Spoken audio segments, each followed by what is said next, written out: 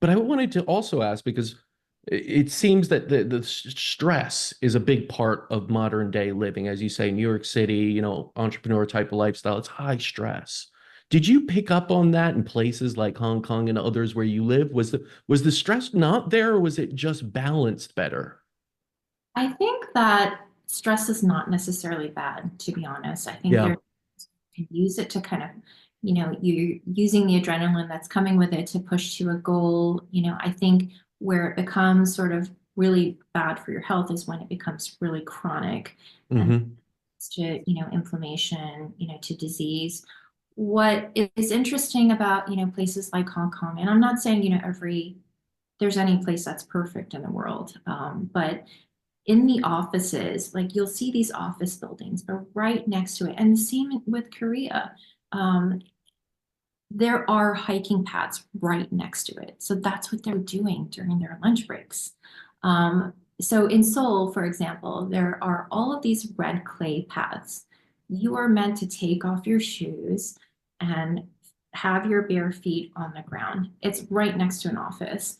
And, it just encourages you to be outside, take steps. And steps is really a big part of it.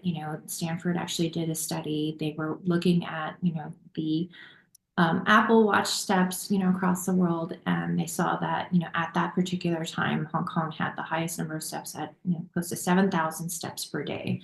I now do that every day, and you can take steps that, walking outside is great. But you can take steps, anywhere inside the house when you're cleaning, you can take steps like um, getting out, a stop earlier on the subway or taking the stairs instead of an elevator. So, going back to what you're saying, I think it's just sort of ingrained that they're moving all the time. We're like living in this modern culture where we're kind of sitting down and like very focused on computer work, the 24/7 digital culture. And I think that in and of itself is very stressful. So it's really important that you take breaks and being out in nature, the way it's embedded in their city, even in their cities, is a way that they're managing stress. Yeah, in visiting, Seoul and Tokyo and even Shanghai, I noticed that number one, you don't see many obese people.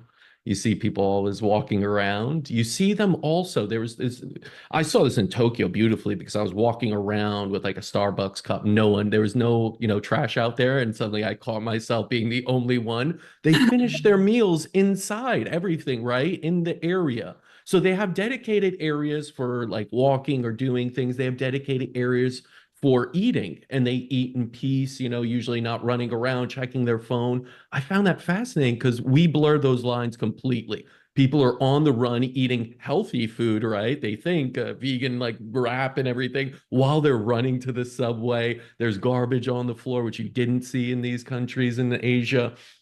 And I started to be like, wow, I wonder if we could do this. Do you feel we could bring those types of practices to you? Do you feel like New York City could get there?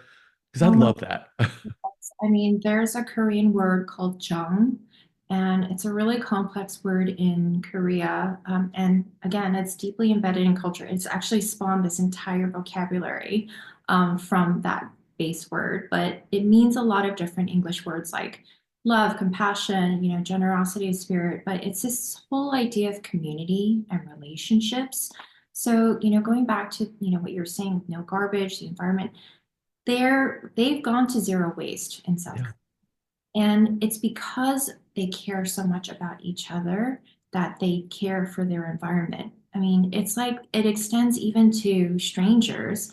So I think there's so many things that we can actually take back and, pretty simply. And when you look at some of the research that's actually coming out, there is a long standing one, an 85-year study from Harvard that talks about relationships being, sort of the number one like longevity factor, over any other lifestyle change. And, that actually came through in a lot of the research that I found in Korea as well.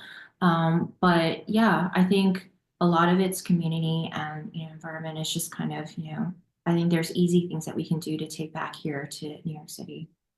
Yeah, it seems like, when you brought up this idea of self-care, there's self-love. Where there's self-love, you have love for others then because you have that capacity to do that. And you start building those connections, and then you start doing things that are better for everyone, for yourselves, for the environment, right? So you start looking at things like waste when you have that self-love. I've always said the best eco warriors out there are the ones that put their health first, because then I will not make the conscious decision to buy more plastic and just throw it away. I will not make that conscious decision to just throw everything in the garbage, rather compost some things or utilize them, freeze them, whatever it is. So it seems that, in the Asian culture, the Korean culture, there is this pride in themselves and their own care, correct?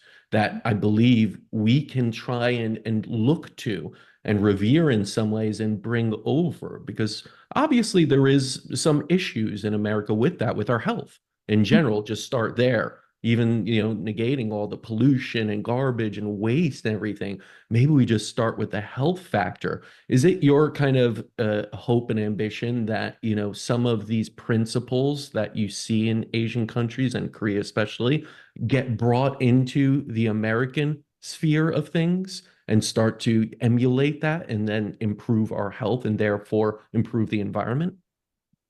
Yes, absolutely. I mean, I think, one of the biggest things, actually, the reason why I wanted to use the word self-care in the subtitle of the book is I think there needs to be a redefining of what self-care is. I think in the modern construct, it's turned so much into external beauty. But it Yes. really is about your well-being, your internal well-being, that kind of has, external, consequences. You will be healthier, and, sometimes the output is your skin is a lot healthier and it looks, more radiant. But I think, we can actually take a much more proactive approach. I mean, I think as individuals, we have so much more power to have a weight into what happens in our future, for ourselves, for our health, and also for the planet. Yeah, it's a prioritization of kind of health as everything else goes well, and understanding that health isn't that, like you said, self-care, treat yourself weekend where you just go once a year to a spa and spend a lot of money on a massage. It's the daily choices, correct, that we make that are just small individual choices over and over that really reflect in our health, and that itself is self-care. Absolutely.